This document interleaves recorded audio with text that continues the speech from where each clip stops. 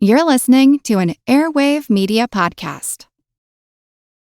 This episode is brought to you by LifeLock. Between two-factor authentication, strong passwords, and a VPN, you try to be in control of how your info is protected. But many other places also have it, and they might not be as careful.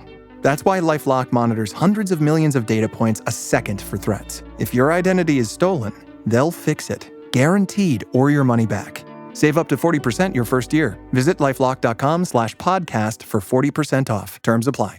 From the creators of the popular science show with millions of YouTube subscribers comes the Minute Earth podcast. Every episode of the show dives deep into a science question you might not even know you had. But once you hear the answer, you'll want to share it with everyone you know.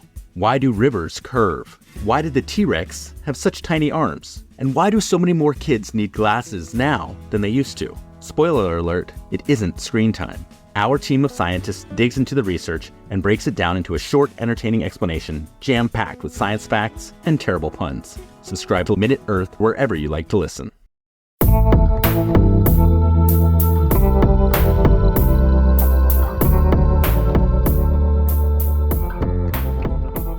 Welcome to Historical Blindness, the Odd Past podcast. I'm the creator, writer, and host of the program, Nathaniel Lloyd. I'd like to take a moment once again to thank our contributor on Patreon, Mary, as her reply on a patrons-only poll has led to this episode being something of a departure from our usual fare. In this episode, we'll take a look at a story that, while certainly mysterious and certainly historical, leans somewhat more toward legend and the supernatural. As such, the sources I've had to rely upon have been spare and rather less credible than I would like.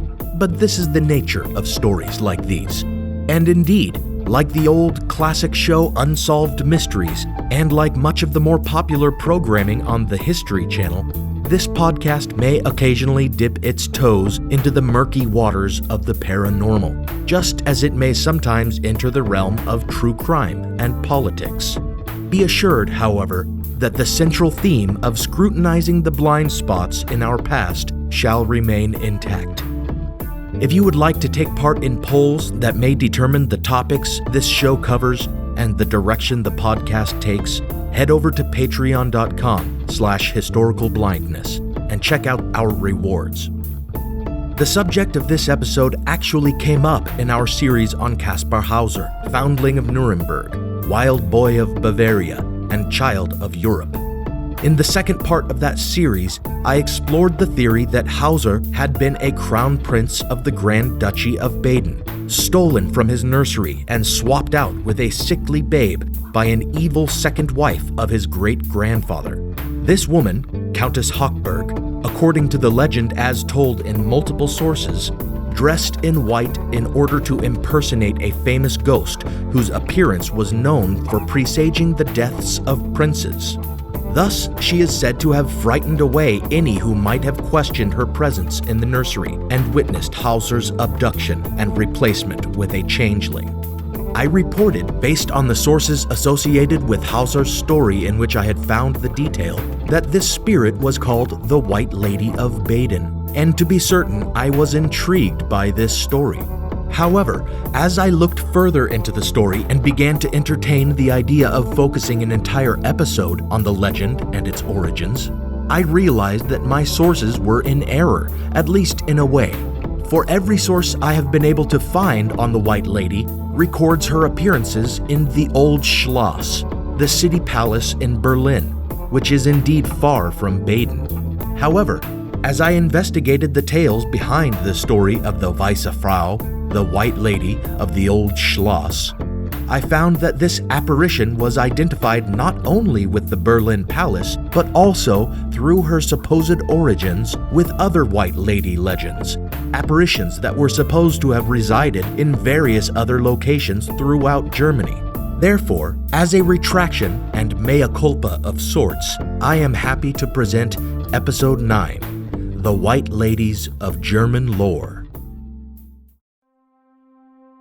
The Berlin Stadtschloss, or City Palace, began as a fortification on the Spree River, built by Frederick II, Hohenzollern Elector of Brandenburg, in the mid-15th century, with part of a city wall integrated on its eastern side.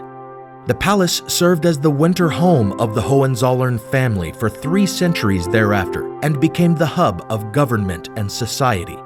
Successive monarchs renovated and expanded the palace, adding new wings until it became something of a hodgepodge old pile. But nevertheless, it remained a symbol of government and power well into the 20th century. Listeners may recall that the Old Palace was one of the landmarks that Marinus van der Lubbe had tried to set on fire before succeeding in burning the Reichstag.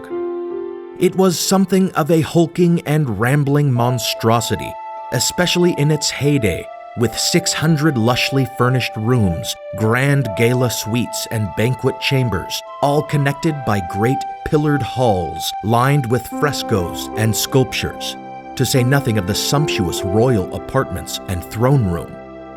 And then there is the Dark Tower, with its onion cupola plated in copper that after tarnishing earned it the name the Green Hat, where Frederick II, nicknamed the Iron Tooth, is said to have gravely conducted traitors to the Iron Maiden, silencing their screams when he shut them up inside. Such a palace, as it slipped slowly into disuse and decrepitude, can be imagined as the very model of a haunted castle, and indeed, a specter was seen there quite frequently. One of the earliest records of people claiming to have seen the spirit comes from just before the turn of the 17th century, in 1598, when another Hohenzollern Elector of Brandenburg, Johann Georg, lay dying. And thus the legend that this apparition foretold the imminent doom of Hohenzollern princes was established.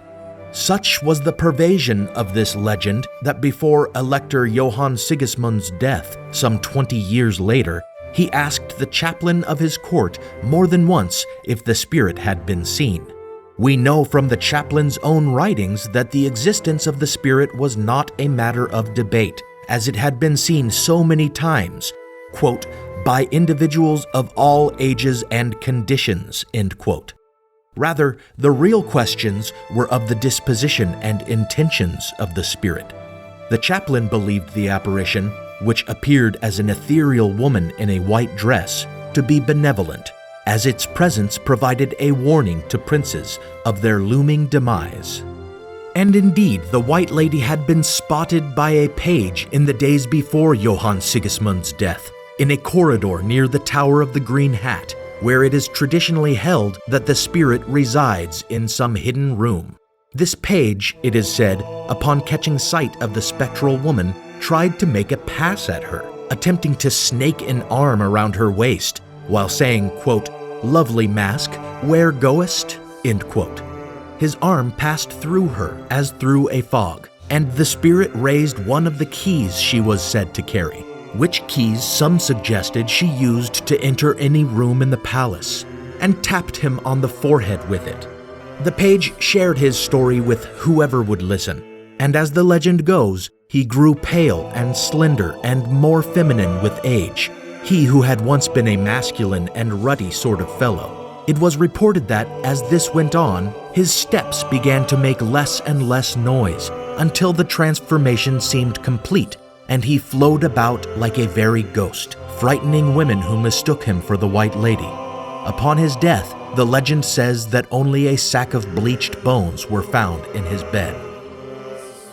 Thereafter, the ghost was seen by another man of the cloth in 1628, when she is reported to have uttered a statement in Latin, Veni judica vivos et mortuos, which translates to, I have come to judge the living and the dead. Then she appeared in the mid to late 1600s, prior to the death of Anna Sophia, Duchess of Brunswick, and before the death of Elizabeth Charlotte of the Palatinate, mother of reigning Elector of Brandenburg Friedrich Wilhelm.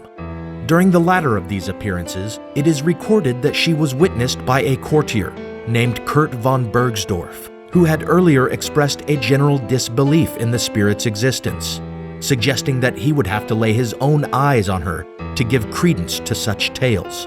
One night, after the Elector had retired to bed, Bergsdorf saw the spirit upon the back stairs leading to the garden, and he cursed her, asking if her thirst for the princely blood of Prussia had not already been slaked.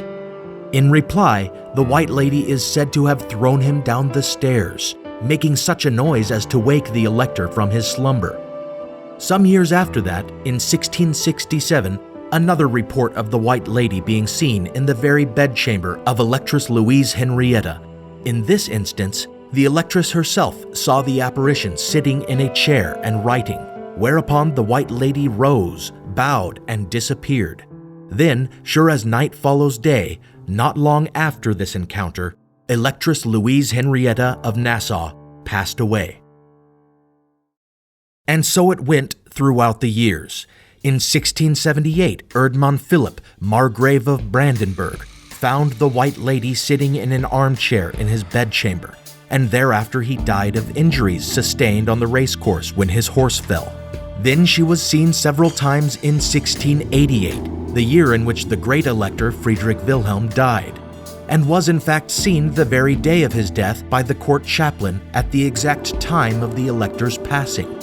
And then on to Friedrich Wilhelm's son, Friedrich I, king in Prussia, who was supposedly woken in the night by the White Lady, who parted the hanging fabric over his bed to give him a good look at her, and then drifted into the adjoining room to make a great clamor of crashing dishes, like a very poltergeist.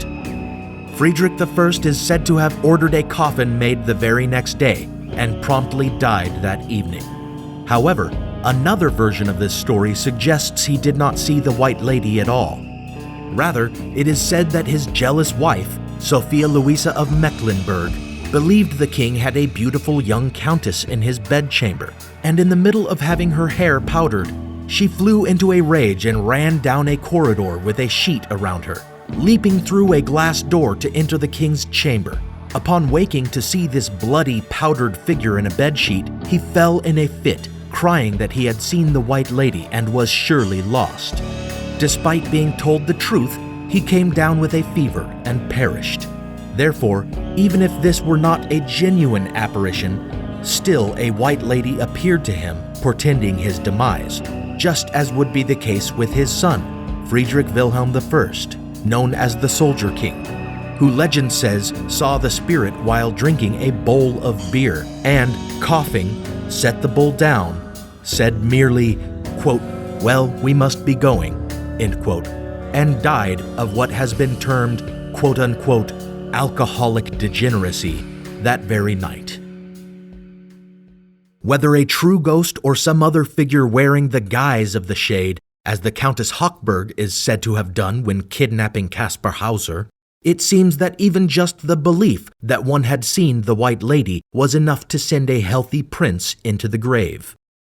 The Soldier King's son, Frederick the Great, however, was not a believer. Out of bravado or overcompensation, he openly scoffed at the notion that the White Lady was real, even though popular wisdom told him that his forefathers had all seen her. But he may have been far more obsessed with the tale than he let on. Apparently, he took the time to paint a picture of the White Lady, which he gave to his sister. And once, with the writer and philosopher Voltaire, with whom the king had formed an affectionate and mutually flattering, though short-lived friendship, he went on a midnight hunt for the ghost, holding candles aloft as they traipsed through the old Schloss's many darkened rooms. At one point, when Frederick took a corner and lost Voltaire, it's said that the atheist intellectual and dandy, perhaps jumpy from his legendary overconsumption of coffee, went quite mad with fear, dashing across rooms and upsetting furniture and other things in his terror. Some sources say that Frederick the Great himself never saw the White Lady, despite his preoccupation with her. However, shortly before his death, his queen and her entire household claimed to have seen the apparition looking out from a turret of the old Schloss. And other sources contend that eventually Frederick the Great saw her after all, though not in Berlin.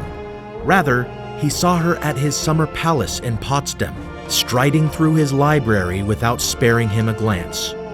It cannot be said that he feared her, or at least that he couldn't overcome his fear of her, for he bravely followed her, finding her always across the room and entering the next, far from his reach, although she turned and beckoned to him. He died soon afterward in the same library in which he had seen her, and it is reported that he passed while looking intently at something or someone in the corner, invisible to all save him. It may seem strange that the spirit would appear beyond the walls of the Schloss, but actually sightings of the phantom appear not to have been bound to the Berlin city palace. She is supposed to have appeared to a Hohenzollern count at Hohenzollern Castle in the Swabian Alps during its siege by the free cities of Württemberg, pacing the ramparts, wringing her hands and sobbing, heralding the impending loss of the beleaguered stronghold. Here again, a story has the Hohenzollern Count's wife disguising herself as the White Lady in order to leave the castle unmolested during its siege and thereby resupply its stores of ammunition. So perhaps some sightings of the White Lady beyond Berlin were actually those of impostors in costume. The tales of the White Lady showing herself beyond Berlin are numerous, however, including appearances in Schalksburg, Plossenberg, and Ansbach, and when we consider the origins of the legend and try to pin down who the White Lady may have been in life, who her quote-unquote original was, so to speak, we begin to see that the spirit was rather well-traveled. Or in fact, there may have been more than one White Lady in Germany. As listeners of Historical Blindness, you're no strangers to the fact that history is a lens through which we can better understand the present. Or as Shakespeare put it, what's past is prologue. History is the indispensable context without which we cannot hope to truly understand current events. You understand that, and so do the creators of the American Scandal podcast. Every season, they immerse listeners in the biggest controversies in U.S. history, helping us understand America's dark side and learn from its troubled past. Its latest season, Ruby Ridge Standoff, delves into an incident that sowed the seeds for the rise of the modern radical right. It transports you to 1992, where in a remote corner of Idaho, federal law enforcement surround a small cabin.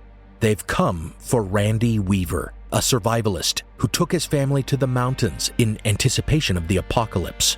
A simple weapons charge brought the agents here, but the situation is about to explode into a deadly and tragic standoff that will later become a rallying cry for far-right extremists, fueling distrust and violent anti-government sentiment for decades.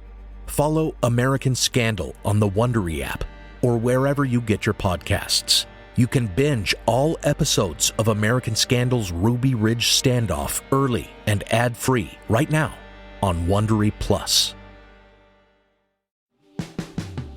Every summer, I'm careful to avoid getting burned. My summer plans always include applying sunscreen so I can attend barbecues and protests without worrying about getting scorched. And when I make my plans by making phone calls, I also don't want to get burned by an outrageous wireless bill. That's why I switched to a Mint Mobile plan and saved enough to take a summer vacation.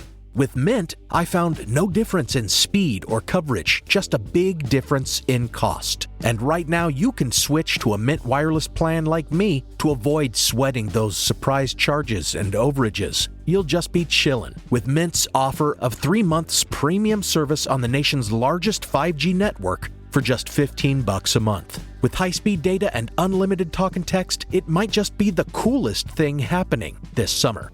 This year, skip breaking a sweat and breaking the bank. Get this new customer offer and your 3-month unlimited wireless plan for just $15 a month at mintmobile.com/blindness. That's mintmobile.com/blindness. Upfront payment of $45 required, equivalent to $15 a month. Limited time new customer offer for first 3 months only. Speeds may slow above 35 gigabytes on unlimited plan. Taxes and fees extra. See Mint Mobile for details. The most common account holds that the White Lady is the ghost of one Agnes, Countess of Orlamunda, who bore Count Otto of Orlamund 2 children before his death in the mid-14th century. Thereafter, Agnes is said to have fallen madly in love with a younger man, Albert the Handsome of the Hohenzollerns, Burgrave of Nuremberg. When she confessed her feelings, Albert supposedly told her that he would marry her, but for the fact that there were quote-unquote 4 eyes watching him, standing in the way. According to the story, Albert meant his parents, who disapproved of their marriage.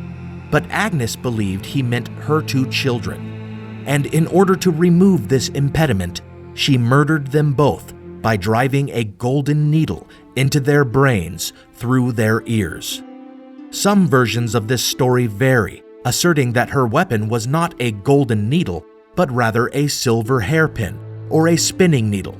And some suggest that after Albert discovered her horrific crime and rejected her, she went mad and killed herself, while others follow her journey of redemption to Rome and thereafter to Himmelskron, where she supposedly founded a convent and died there as its abbess.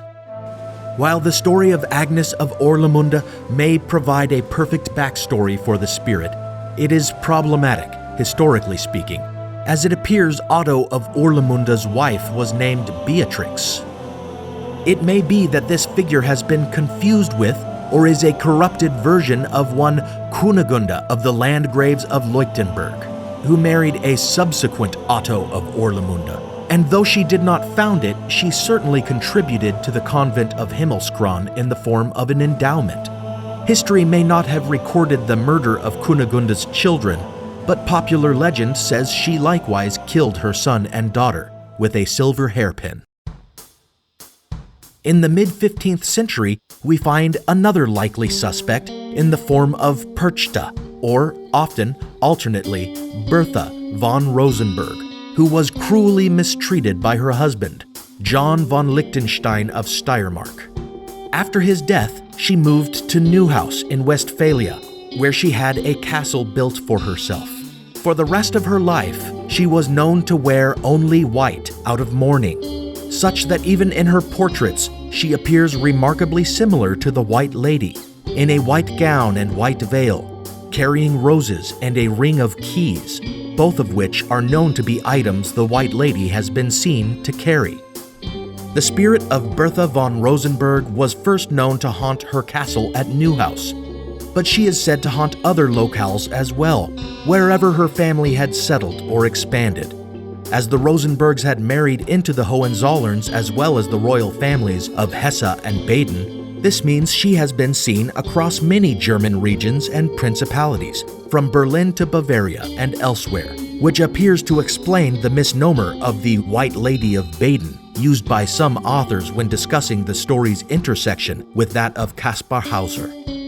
And indeed, it seems some surviving accounts confuse Bertha von Rosenberg with Agnes or Kunigunda of Orlamunda, suggesting that after she was widowed, it was she who killed her children to win the love of Albert the Handsome, and that she afterward threw herself from a window of her castle at Neuhaus.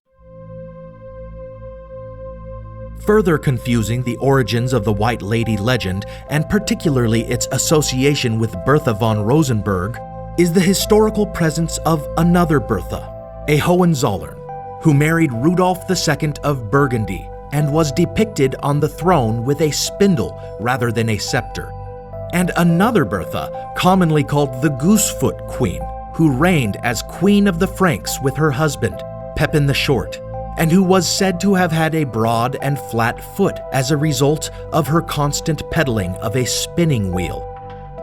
These real Berthas appear to have been identified with a figure from Swabian folklore, Bertha the Spinner, who is said to carry a spindle and stomp her flat foot in anger when displeased. Indeed, the legend of Bertha the Spinner itself may have been the inspiration of the White Lady, as she is said to wear white robes. Moreover, she comes forth at Christmas time to reward or punish children according to their behavior, like Santa Claus. But considering the fact that she wields a spindle when she comes for the children, it is not hard to discern some intersection here with the legends about Agnes or Kunigunda of Orlamunda, for it must be remembered that in some versions of their tale, she killed her children with a spindle. And just to give some idea of how these legends continue to spiderweb in every direction, these historical Berthas and this legendary goose-footed spinner, in addition to being comparable to the figure of jolly Saint Nicholas, also may have been the origin of Mother Goose. A century later, in the mid-1500s, we find another couple of figures commonly identified with the White Lady, both being women who were ill-used by Joachim II, Elector of Brandenburg. Joachim II is known to have greatly expanded the old Schloss of Berlin during his time, which necessitated that he purchase some of the buildings around it. And one story suggests that he turned a certain old woman out into the street when she refused to sell him her house. This version suggests it is this old woman who has haunted his descendants ever since. The other version of the story suggests that the White Lady is actually one Anna Sidau, the widow of a gunmaker who was beautiful enough to draw the elector's attentions. According to one source, whether by expanding the palace or by showering his mistress with extravagances, Joachim II went broke and ended up seeking the help of an alchemist called Philoponus Philaretus, who promised to make the elector 300 million gold coins using only one small grain of the philosopher's stone. Like many of the sources I've been able to find for this episode, most of which vary in their details or contradict one another, and which I have tried dutifully to document in the blog entry, this tale of a mysterious alchemist, which of course intrigued me, could not be substantiated at all. The name appears to correspond with pseudonymous characters Robert Boyle later used in his writings, so it's possible that they were common names in the lore of alchemy, or even commonly used as aliases among confidence men posing as alchemists. The latter seems to agree most with the story, which says that Joachim II died suddenly without seeing the windfall promised to him by the alchemist, who promptly disappeared. Before the elector died, he made his son promise to take care of his mistress, Anna Sidau, but his son either broke his promise or interpreted his obligation oddly, for he immediately locked her up in a tower at Spandau, where she languished until her death. Thus, it is said that Anna Sidau haunts not only Spandau, but also every residence of the family of her beloved. The elector's son, it should be noted, was none other than Johann Georg, mentioned earlier as one of the first Hohenzollerns to have his death foretold by the White Lady's appearance. However, some have suggested that Anna Sidau could not have been the White Lady, as she is said to have seen the specter herself, as had her beloved Joachim II, indicating that the spirit existed long before her imprisonment and death. And indeed, the stories of the White Lady may derive from legends and folklore with an even longer history than any I have so far mentioned, stretching back all the way to Norse mythology and the Nibelungen Lay, a pre-Christian epic poem featuring dragons and a mystical treasure. For a very similar apparition, robed in white, is said to haunt the rocky Swabian hills, carrying roses and tapping her magical keys against rock faces to open hidden doors and give glimpses of the long-vanished Nibelungen treasure. And tracing even further back into the pre-Christian Norse mythology from which the Nibelungen Lay was derived, we find a goddess named variously Freya or Frigga, and significantly enough, in ancient Germanic tradition, called Bertha. The bride of Odin, Bertha is described as white-robed, a bringer of life and death, and called by some the ancestress, as she is thought to be the forerunner of all Germanic nobility and royalty. To further tie her back to the White Lady legend, this Freya/Bertha goddess was conflated or syncretistically combined with Bertha the Goosefoot and Spinner, in that some parts of Germany celebrate Berchtentag, or Bertha's Day, by eating the food considered sacred to the goddess Freya, and praising geese and all other white things as sacred. And there may also be some confusion or conflation of the many Berthas already mentioned with the Teutonic goddess Perchta, goddess of the moon and bringer of winter, who is depicted as a widow bemoaning the loss of her late husband, the sun. Her children are the flowers in the field and the foliage in the trees, which she slays with another kind of silver needle, an icicle. Whether the White Lady of the Old Schloss of Berlin is in fact a goddess, or whether she is the spirit of a once living woman, or as has been suggested before, an entire line of women who have been doomed to haunt the Hohenzollerns, or whether she is a simple myth perpetuated by the mistaken, the playful, and the dishonest, it is certain that sightings of her continued well into the late modern period, haunting every royal German family throughout every region of Germany. In the late 18th century, she seems to have moved out of her comfort zone, haunting others besides the great families of Germany, as France's King Louis XVI, while being held for trial during the revolution that overthrew his rule, apparently asked those around him if they had seen the White Lady, explaining that she appeared when princes of his house were about to die. And in 1812, during the French occupation of the palace at Bayreuth, she is said to have thrown over the bed of Napoleon Bonaparte and tried to strangle him.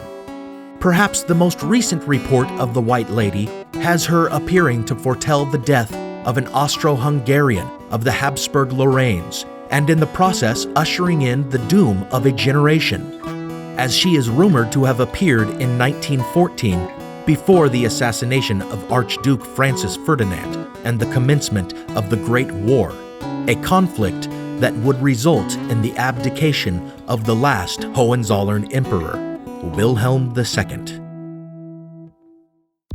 Granted, ghost stories are not history, but they often have a historical inspiration. When wading through such muddied historical context as this, with persons who may not have existed and figures who have been confused and combined in memory, who have been mixed up and mythologized, we again see the weakness in our records of history, the blind spots in our recollection of the past. One might even imagine that the White Lady of Ferdinand Freiligrath's poem, she who, quote, attired in white appears, with mourning and with wailing, with tremors and with tears, end quote, is speaking of our historical blindness when she chastises us, saying, quote, you note them not, you blindly face the hosts of hate and fate. Alas, your eyes will open soon, too soon, yet all too late, end quote. Thanks for listening to Historical Blindness, the Odd Past podcast. If you enjoyed this episode, we need your help. Share the show with others and follow us on social media. Give us a great review on iTunes, which is so helpful for a podcast's success. To contribute to the show, check out my novel on Amazon, Manuscript Found, which tells the story of Joseph Smith's outrageous establishment of the Mormon religion, weaving in the related tale of a Masonic outrage that helped shape American politics. Find the link to the book on the website at historicalblindness.com/books. Or you can support us directly by donating at historicalblindness.com/donate, where you'll find a link to our Patreon page, and you can get teasers and early access to episodes as well as other rewards if you pledge a minuscule monthly donation to the show. I want to end this episode with another podcast recommendation. Check out Confluence of Events, a history podcast with a bit of true crime thrown in. The show is like joining in on a great conversation with a group of clever and well-informed friends. Listen to the end of the episode for a special message from the Confluence of Events podcast. Until next time, look hard at everyone you encounter, for some of them may be phantoms.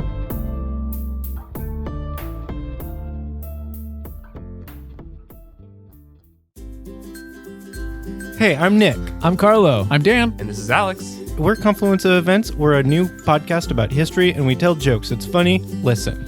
Hey, hero from history and legend, Tom the Tinker, tell us about the podcast. Tom here. Hi, everybody. Poor Tom the Tinker just coming in town to tell you about Confluence of Events. You know, it's a good podcast, and if you don't listen to it, well, I might just have to kill your family. Confluence of Events. Tune in. Intro. done. Was that properly recorded? Do you got what you need? 20 minutes of recorded audio.